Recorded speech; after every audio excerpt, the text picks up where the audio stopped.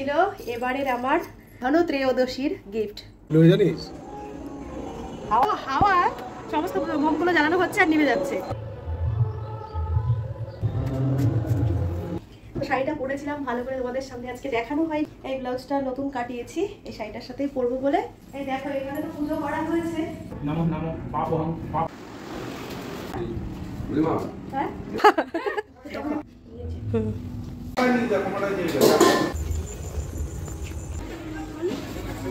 Hello everyone, আশা করছি তোমরা সবাই খুব ভালো আছো। আমরাও খুব ভালোই আছি। সকাল সকাল দেখো চলে এসেছি নতুন একটা ব্লগের সঙ্গে। আজ সকালবেলায় ঘুম থেকে উঠে ঘরের সমস্ত কাজ কমপ্লিট করে স্নান করে দুটি পা ভর্তি করে আলতা পরে নিয়েছি। তারপরে ঠাকুর ঘরের কাজের জন্য চলে এসেছি ছাদে। আজ কালী পুজোর দিন আর সেই সঙ্গে রয়েছে আমার বাড়ির লক্ষ্মী পুজো। আকাশ বাতাস দেখো একদম রোদ ঝলমল করছে আর আমি বসে গেছি ছাদে নারকেল কোড়াতে। আজ আমার তরফ থেকে রইল সবাইকে কালী পুজোর অনেক অনেক শুভেচ্ছা।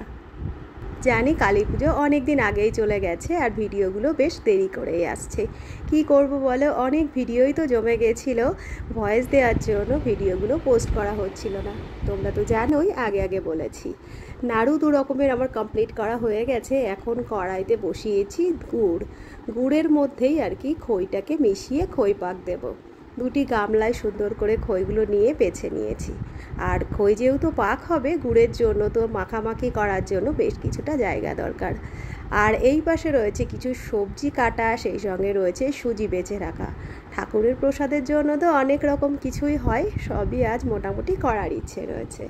শরীরটা বেশ অনেক দিন ধরে ভালো নেই, তাই ভাবলাম এই বছরে আর খিচুড়ি করব না। প্রত্যেক বছর সমস্ত শুকনো প্রসাদের সঙ্গে সঙ্গে খিচুড়ি একটা তরকারিও করি। প্রসাদ বানাতে বানাতে বেলা অনেকটাই গড়িয়ে গেছে আর বাইরের রোদের তাপটাও রয়েছে প্রচণ্ড। দুটি বেড কভার ওপাশটিতে টাঙিয়েই বসে গেছি ঠাকুরের প্রসাদ বানাতে। আর এদিকে দেখো গুড়ের পাকটাও হয়ে গেছে। চলো খইটা পাক দিয়ে নিই। সমস্ত কাজ ওদিকে কমপ্লিট করার পরে চলে এসেছি নিচে। আর এদিকে দেখো আমার ছোট কন্যা কি করেছে। আজ আলপনার দায়িত্বটি ছিল তারই। তো দেখো কি সুন্দর করে পুরো ঘর বারান্দাতে আলপনা দিয়ে দিয়েছে। বাবা তাকাও।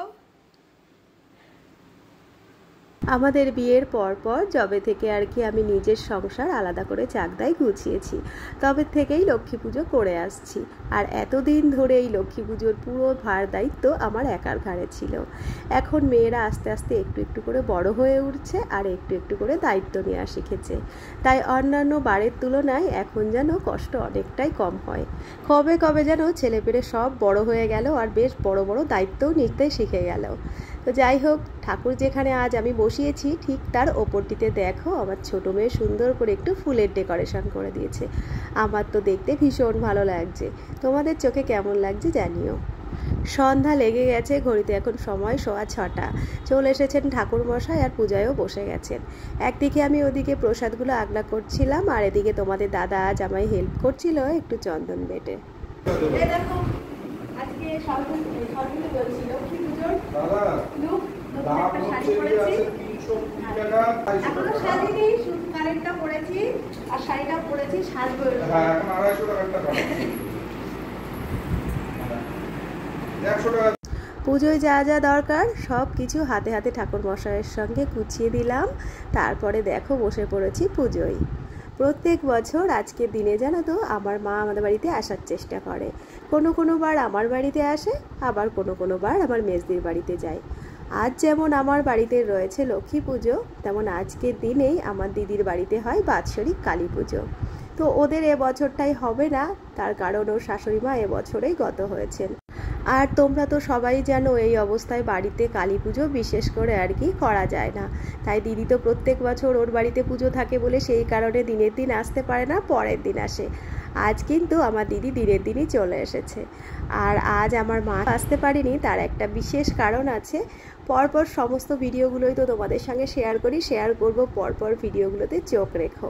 কেন মা আসতে পারলো না তার পেছনে একটা ভালো খবর আছে, আর সেই খবরটাও তোমাদের খুব তাড়াতাড়ি দেবো। তো এদিকে দেখো ঠাকুরমশাই তো বসে গেছেন পুজোতে। পুজো অনেকটা এগিয়ে গেছে, এখন চলছে আরতি। এরপর অঞ্জলি, তারপরে পাঁচালি পড়া, তারপরে পুজো সম্পন্ন হবে।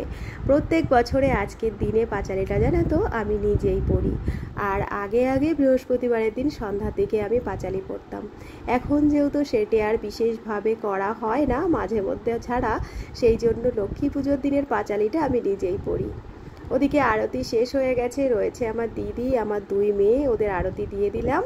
আর এখন দেখো বসে গেছি অঞ্জলি দিতে।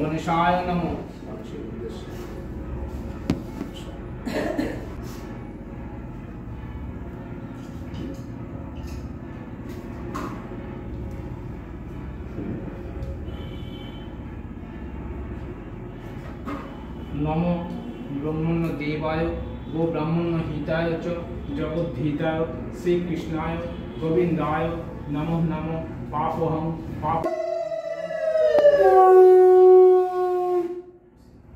খুব সুন্দরভাবে সুষ্ঠুভাবে আমাদের পুজো সম্পন্ন হয়েছে। তারপরে দেখো আমরা 3 জন মিলে আজ বসে পড়েছি।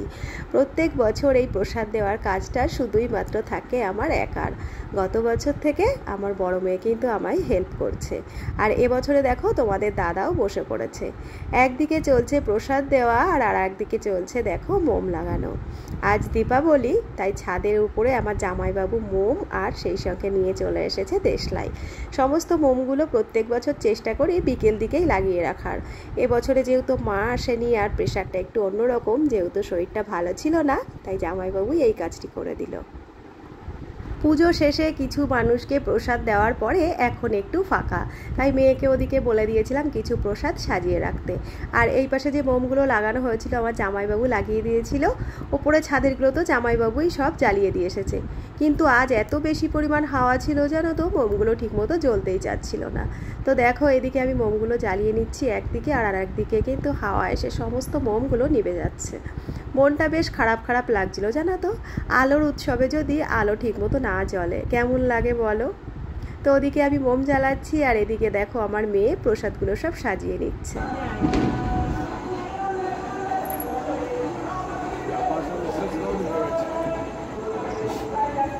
দেখো এত হাওয়া, সমস্ত মোমগুলো জ্বালানো হচ্ছে আর নিভে যাচ্ছে।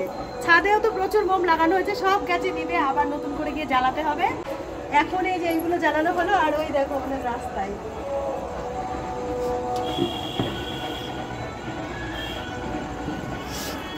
তো কালী পুজোর পরের দিন না, মানে আগে আমরা চেষ্টা করতাম কালী পুজোর পরের দিনকে। তো এখন যেহেতু বাড়িতেই পুজো হয়, একদম আলোয় সাজসজ্জা। তো এই যে মোমগুলো জ্বালিয়েছি, এ দেখো সব নিভে যাচ্ছে। এ দেখো এত হাওয়া হচ্ছে, সব নিভে যাচ্ছে। এই যে পাশেরটা জ্বালিয়ে দাও।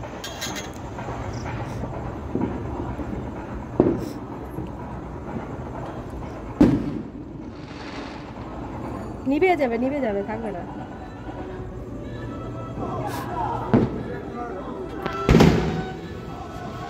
পুজো শেষ হয়েছে অনেকক্ষণ। বাড়িটাকে সুন্দর করে আলো দিয়ে সাজিয়ে দেওয়ার পরে চলে এসেছি ঘরে। আর একে একে আমাদের ফ্রেন্ডদের আসা শুরু হয়েছে। খুব আনন্দের সঙ্গে বন্ধুর সঙ্গে এদিকে আমি গল্প করছি, আর এদিকে দেখো ওর বাচ্চাটাও কত খুশি হচ্ছে। 2 দিন আগে যে জন্মদিনের ব্লগ তোমরা দেখেছো, সেদিন এরই বার্থডে ছিল। তো এই দেখো এরপরে চলে আসা শুরু হয়েছে বাকি ফ্রেন্ডদেরও। আমার যতগুলো ফ্রেন্ড আছে তাদের মধ্যে 2 জনের কিন্তু একদম ছোট্ট বেবি।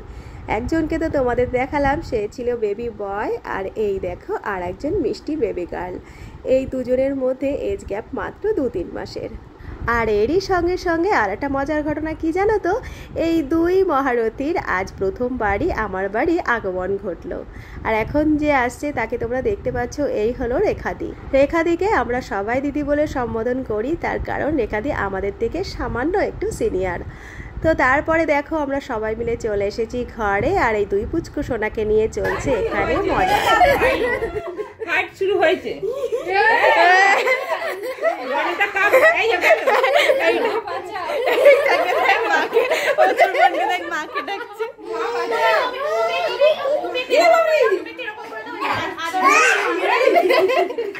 ঝগড়া লেগেছে।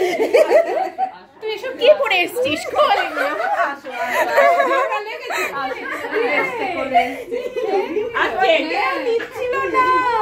ঘড়িতে সময় প্রায় রাত 10:30। আমরা সবাই মিলে চলে এসেছি বাইরে। আজকে আমার যারা যারা এসেছিল ফ্রেন্ডরা, তাদের মধ্যে থেকে একজন তো আগেই এসেছিল, তোমরা দেখেই নিয়েছো। আর ওর বাড়িটা একটু দূরে, তাই ও একটু আগেই বেরিয়ে গেছে। আর যারা যারা ছিল তাদের মধ্যে থেকে 3-4 জন এখন বাড়ি ফিরবে, আর তাদের সঙ্গে রয়েছে তাদের বাচ্চারা। তাই এদিকে দেখো একদম ছোট্ট যে ছিল তার সঙ্গে তোমাদের দাদা এখানে একটুখানি টাটা করছে আর খেলা করছে। আমাদের বাড়ির পুজো আচরা তো সমস্ত কমপ্লিট হয়ে গেছে, আর এখন 10টারও বেশি বেজে গেছে। 10টার বেশি বেজে গেছে না? হ্যাঁ, 11:15 বাজে। আর আমাদের আজকের দিনে নিমন্ত্রণ রয়েছে আমাদের পাড়াতে আর এক বাড়িতে। তো নিজের বাড়ির পুজো আচরা সমস্ত হয়ে গেছে, সবাইকে প্রসাদ দেওয়ার পরে এখন এই দেখো মেয়েরা রেডি হয়েছে। ছোটজন তো রেডি হয়েই ছিল, বড়জন রেডি হলো। আমরা এখন 4 জন মিলে আবার যাব পাশেই এক জায়গায় কালী পুজোর প্রসাদ খেতে। আর আমার বাড়ির পুজোর প্রসাদ কিন্তু আমি এখনও খাইনি, চরণামৃতটাই শুধু খেয়েছি আর কিচ্ছুটি মুখে দিইনি। এখন ওখানে যাব, নিমন্ত্রণ রক্ষা তো করতেই হবে, একটু প্রসাদ খাবো, বাড়ি আসবো, তারপরে সমস্তটা গোছগাছ, তারপরে শোয়া। তো এই আজকে সারাটা দিন আমার চলতে থাকলো সকাল থেকে। যেহেতু কেউ নেই, অন্যান্যবার মা আসে, এবার মাও আসেনি। তো যাই হোক, চলো, রেডি তো সন্ধ্যা থেকেই ছিলাম, আর এভাবেই যাব পাশেই প্রসাদ খেতে। যাই, চলো। হয়ে গেছে, চলো। 11টার সাথে হাজির লাগছে। সবাই মিলে এই রাতে আবার বেরিয়ে পড়লাম পাড়ায় প্রসাদ খেতে। আসলে আজকের দিনে নিজের বাড়ির পুজোর পরে সারাদিন উপোস থাকি, তারপরে সবাইকে প্রসাদ দেওয়ার পরে শরীর আর সঙ্গ দেয় না। যে বছর মনে হয় যেতে পারবো সে বছর যাই। এবছরটিতে ইচ্ছে করে, জানো তো, পুজোর পরে আমি বেশি প্রসাদ খাইনি, ওই চরণামৃতের ওপরেই রয়েছি। প্রত্যেকটা বার পুজোর পরে সেই প্রসাদ দিতে দিতে তারপরে রাতে সমস্ত কিছু গোছগাছ, পুরোটা ভার একার উপর। বলো তো কার শরীর চলে? তাই সেইভাবে আর কোনো কিছু না খেয়েই মনে হচ্ছে ভালো আছি। পাড়ায় যেই জায়গাটায় আজ আমাদের নিমন্ত্রণ, ঠিক তার পাশটিতেই এই কালী পূজাটা হয়েছে। মায়ের মূর্তিটা বেশ অন্যরকম ছিল, ভাবলাম তোমাদের সঙ্গে একটু শেয়ার করে দিই। আর এইখানটাতেই কিন্তু আমরা দুর্গাপুজোর অঞ্জলিও দিয়েছিলাম, তোমাদের হয়তো মনে আছে। আজ যাদের বাড়ি নিমন্ত্রণ ছিল তাদের পুজোটাও কিন্তু দেখো একটা ছোট্ট প্যান্ডেল করে হচ্ছে। আর সামনেই আসলাম, মূর্তিটিও তোমাদের সঙ্গে শেয়ার করছি। দেখো, একদম মায়ের মূর্তির কালারটি ছিল কালো, আর তার মধ্যে গয়নার সাজে মাকে কি অপরূপ সুন্দর লাগছে দেখতে। রাত এখন বেশ অনেকটাই, এদিকে চলছে পুজোর গোছগাছ। আর আমাদেরও তাড়া রয়েছে, বাড়িতে গিয়ে এখনও কত গোছগাছ বাকি। সামনেই রয়েছে খাওয়ার প্যান্ডেলটা, চলে এলাম ভেতরটিতে। রয়েছে খিচুড়ি প্রসাদ আর সেই সঙ্গে ঝাল ঝাল তরকারি। অল্প অল্প প্রসাদ খেয়ে আবার সবাই মিলে বেরিয়ে পড়লাম বাড়ির জন্য। তো এই দেখো, এই মাত্র প্রসাদ খেয়ে এলাম, আর যাওয়ার আগে তো তোমাদের সঙ্গে কথা বললাম, এই সবে বাড়ি এসেছি। তো শাড়িটা পরেছিলাম, ভালো করে তোমাদের সঙ্গে আজকে দেখানো হয়নি, ভাবলাম একটু দেখাই। আর শাড়িটা আমার ভীষণ পছন্দ, তো ব্লাউজটাও নতুন, এই ব্লাউজটা নতুন কাটিয়েছি এই শাড়িটার সাথেই পরবো বলে। তো চলো, এই আর তোমাদের সঙ্গে আরেকটা জিনিসও শেয়ার করব। তো এই দেখো, এটা ছিল এবারের আমার ধনতেরাসের একদম ধনত্রয়োদশীর গিফট, যেটা তোমাদের দাদা আমাকে দিয়েছে। সোনার এত দাম বাড়তি যে এবার আর সোনা কেনার মতন ক্ষমতা নেই, পরিস্থিতি নেই, তো এটা দিয়েছে। এটা একটা রূপোর কোমরের চাবি, অনেক সাবেকি ডিজাইন। তো তোমাদের কেমন লাগছে জানিও, পরে দেখাও।